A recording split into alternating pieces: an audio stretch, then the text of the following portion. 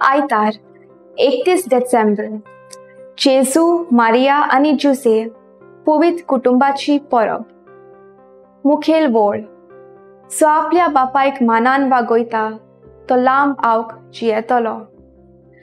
नियाळाक आदार आमच्या आवय बापायन शेतान कोश्ट वावर करून आमकां बरें शिकोप दिवन आज आमकां बऱ्या जाग्यार पावयल्यांत.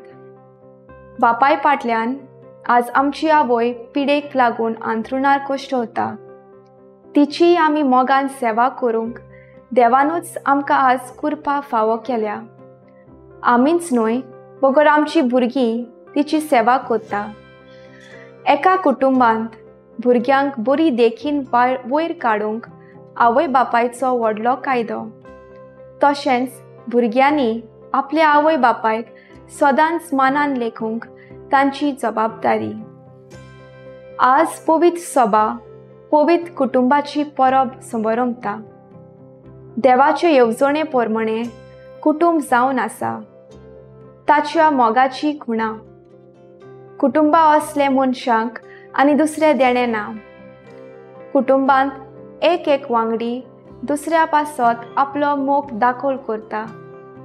मारयेक भाग्यवन जुसे भावार्थाचो मोगाचो विस्वाशी सेवेचो पोती मेळूंक केदें व्हडलें भाग. आपलो जीव रिस्कार घालून भाग्यवन जुसेन मारयेचो आनी जेजूचो सांबाळ केलो.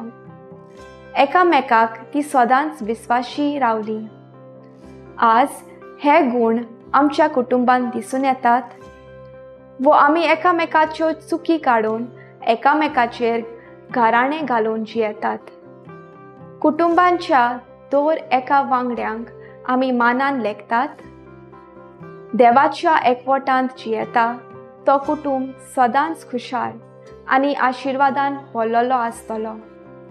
म्हजो थाराव दर दिसा म्हज्या कुटुंबाच्या वांगड्यांक हांव मोगान आनी मानान लेखूंक वावुरतली.